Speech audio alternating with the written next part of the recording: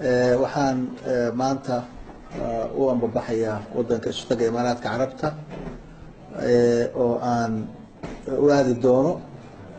hawlo la xiriira arrimaha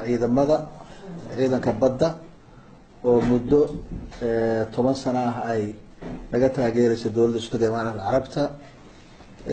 hawlo la xiriira dhamaystirkooda iyo difaaca dalka iyo la dagaalanka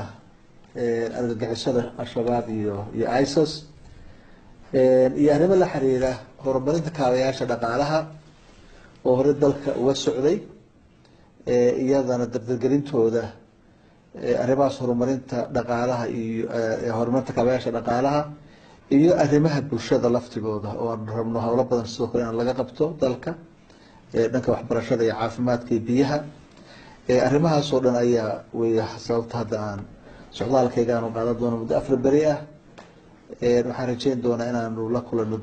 madaxda dowladda istaga Imaaraadka Carabta hawshaas inaan kala hadalno hadii la yiraahdo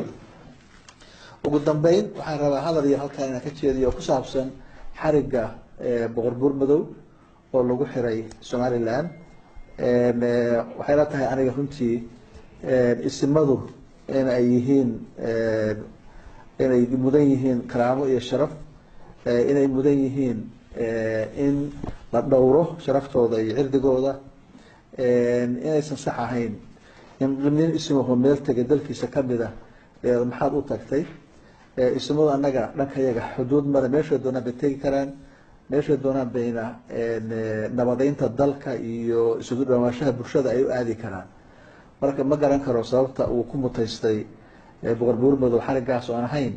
inuu yimid dalkiisii meel kamid ah haduu hadda dib noo yimaadana oo ku soo dhaweynayna horena ugu soo dhaweynay cid kasta oo Soomaali oo wanaag wadana Puntland way soo dhaweynaysaa ama ha noqoto wanaag nabadeed wanaag ganacsi iyo wanaag isu socod bulsho intaba waanu soo dhaweynaa hadii la yiraahdo waan ka xunnahay xarigiisa waxaanana